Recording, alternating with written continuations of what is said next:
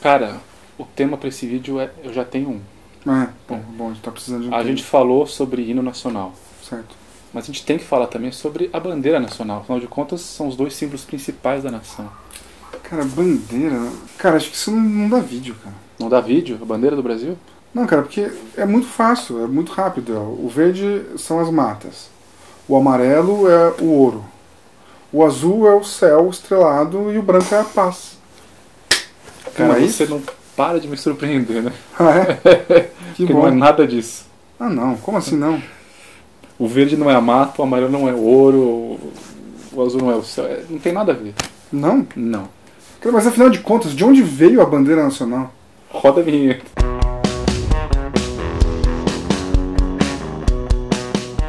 Olá, povo brasileiro, eu sou o Murilo Eu sou o Bié. e esse é o Retrovisor, seu canal de Seu história canal. no YouTube.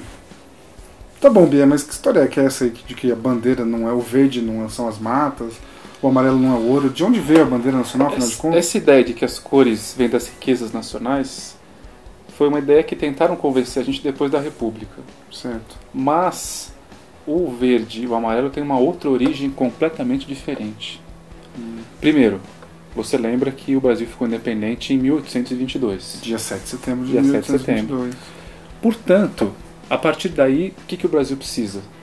Precisa Uma de bandeira. Um hino e uma bandeira. Exatamente. O hino não era uma ideia tão clara que era necessário. Tanto que a gente viu que de 22 até o hino formal foi pelo menos uns 100 anos. Mas a bandeira era uma coisa que tinha que ser claro, precisa ter uma bandeira para a nação.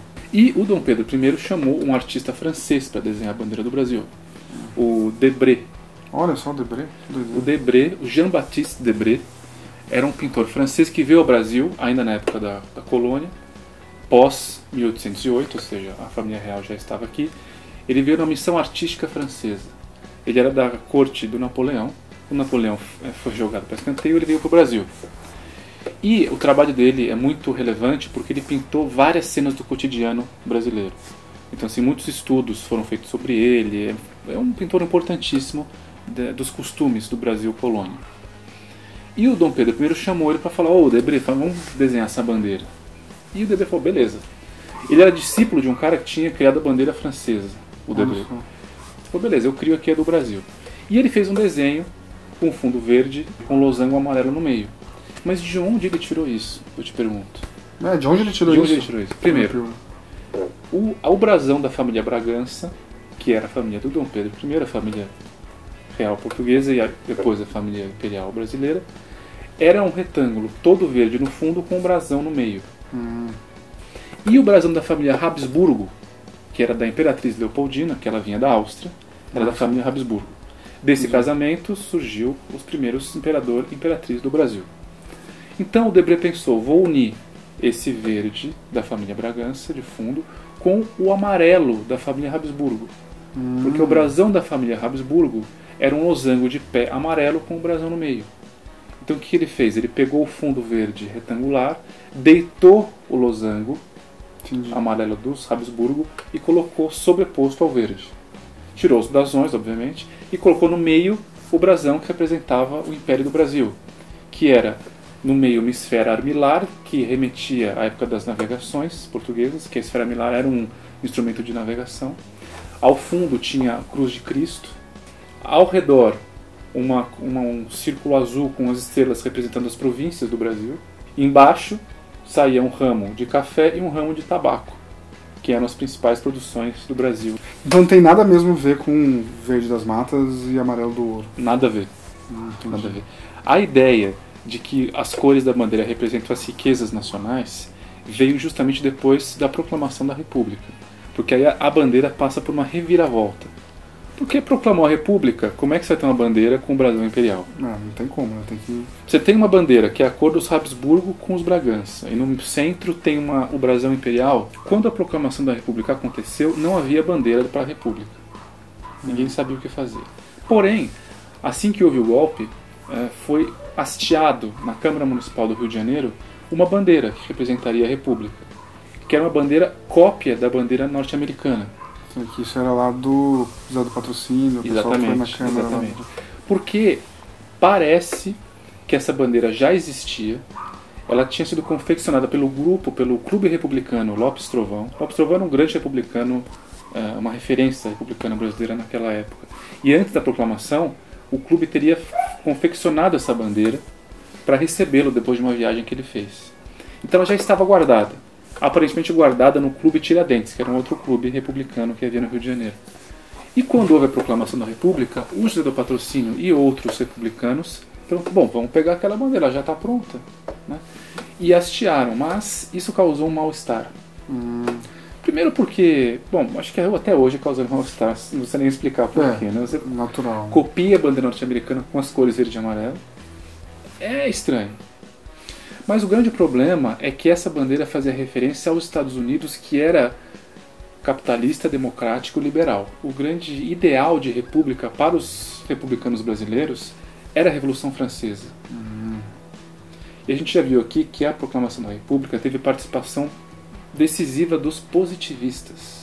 Lá do Benjamin Constant, não o filósofo, o militar brasileiro, como que se diz.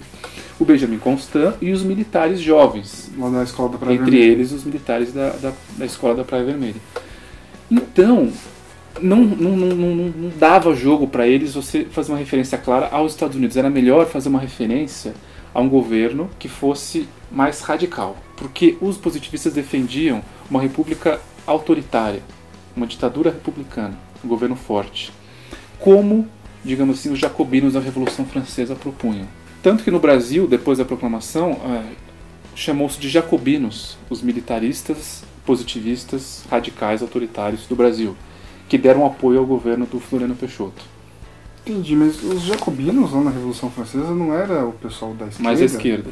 Sim, mas a relação que fez entre eles e os do Brasil é o radicalismo, é o controle, é o autoritarismo. Que doideira, bicho. E eles não ficaram satisfeitos com essa ideia de que você vai fazer uma bandeira da República Brasileira remetendo ao governo liberal. E aí chamaram um grande positivista brasileiro, chamado Teixeira Mendes, um matemático, filósofo positivista, do âmbito bem religioso do positivismo mesmo. Ele tinha uma ideia bem devota do positivismo. E ele chamou um artista chamado Décio Vilares e falou, você vai criar nova bandeira. Em questão de dias, para você ver, a proclamação foi no dia 15, né, quando hastearam aquela bandeira norte-americana versão brasileira. No dia 19, um ato provisório já decretava a nova bandeira como é hoje. Então 4 dias foram suficientes para os positivistas se unirem e resolverem qual seria a bandeira. Que beleza. E aí o que o Décio Vilares fez? Partindo do pressuposto positivista de que a humanidade passa por estágios, mas que sempre deve haver uma união entre passado, presente e futuro, manteve-se as cores verde e amarela. Só que sob o argumento de que agora o verde e amarelo representariam as riquezas nacionais. Entendi. Então você mantém uma relação com o passado, mas apaga o significado verdadeiro, inicial daquelas cores, que era remeter às famílias imperiais. Afinal, ninguém queria ficar homenageando dinastias monárquicas de velhos regimes, Entendi. muito entre aspas. Então, mantiveram as cores e as formas, mas mudaram o significado. Agora, o verde representa a riqueza, o amarelo o ouro, essas coisas que a gente já sabe. E ainda, o Teixeira Mendes, quando foi justificar a bandeira, ele ainda quis fazer uma relação do verde com a França. Porque o verde seria a cor da esperança. E os revolucionários, quando invadiram a Bastilha, estariam todos com folhas verdes que tinham pegado das árvores para invadir a Bastilha. Imagina essa situação. Vamos pegar aqui umas folhas. Então, assim, esse esforço todo dele de justificar por que manteve o verde e o amarelo. Uma ginástica mental bem louca. Mas manteve. E o que mudou? Tiraram o brasão imperial. Claro. Isso não dá para manter. E aí o que eles resolveram fazer? Vamos colocar o céu brasileiro com a distribuição das constelações como estava na manhã do dia 15 de novembro. E aí chamaram um astrônomo para dizer como é que estava o céu. Então reproduziu-se o céu como estaria na manhã do dia 15, segundo o astrônomo Pereira Reis. Cara, mas ele era reis, cara. Não devia ser presidente? Já teve melhores, né? Já teve. A gente sabe que não é só isso que mudou na bandeira. Tem uma frase estranha lá. Tem uma frase. Nunca entendi que diabos era aquilo. Essa frase, ordem e progresso, ela foi retirada É um diminutivo, digamos assim, do lema principal do positivismo, segundo o seu filósofo fundador, Auguste Comte. O lema do positivismo ficou: amor por princípio e ordem por base, progresso por fim. Entendi. Então, tiraram a ordem e o progresso e colocaram como lema para remeter ao positivismo. E você me pergunta, por que tiraram a palavra amor? Por que tiraram a palavra amor? Não sei. Eu não descobri, é muito obscuro as informações sobre como foi pensada a bandeira. Talvez não quisesse fazer uma referência tão clara ao positivismo, mas enfim, não deu certo, porque ordem e progresso já ficou bem claro. Houve depois propostas, inclusive recentes, de colocar amor de novo na bandeira, amor, ordem e progresso, mas enfim, o fato é que naquela época não ficou, rolou ordem e progresso, e ponto. Só que, obviamente, isso causou problemas, porque, como a gente viu, os republicanos estavam divididos entre os que queriam uma democracia federativa, estilo norte-americana, como eram os paulistas, por exemplo, o Partido Republicano Paulista, e alguns intelectuais, como Rui Barbosa, e a parte militar positivista, que na força foi responsável pelo golpe da República de fato, representado pelo Benjamin Constant. Então isso ficou meio assim, até que em 91 morreu o Benjamin Constant, e em 92 começou a surgir umas propostas de mudar. Não, tira esse ordem e progresso, isso não está certo, põe o brasão da República no meio, até porque o céu não estava daquele jeito exatamente, tem erros imprecisos. Aí fala, não, mas tudo bem, porque a bandeira não é um retrato da realidade, ela é um mito mesmo. Várias discussões. O fato é que o Floriano Peixoto, nessa época que queriam mudar a bandeira, ele era até a favor da mudança da bandeira, de tirar a ordem e progresso e até as estrelas. Mas o que aconteceu foi que a grande base de apoio dele eram os militares jacobinos brasileiros positivistas. Então ele não podia simplesmente dar as costas para eles. E esses militares positivistas começaram a criar manifestos a favor da manutenção da bandeira e usar argumentos de que quem falava contra a bandeira era pouco patriota, antipatriota. E que estava fazendo deboche de símbolos nacionais. Porque uma vez que a bandeira já era estabelecida como símbolo nacional desde o 19 de novembro de 89, debochar da bandeira é debochar de um símbolo nacional. Doideira, né? Então não foi adiante, mesmo o Deodoro, o Floriano, não sendo positivistas, como a gente viu, né, os grandes militares mais velhos não eram positivistas, mas tinham como base de apoio os jacobinos positivistas brasileiros, que encamparam essa campanha e acabaram, pela força, conseguindo manter a bandeira como é. E aí, no fim das contas, as estrelas também representaram, cada uma, um estado do Brasil, mantendo a lógica também da bandeira imperial, só que dispostas dentro das constelações.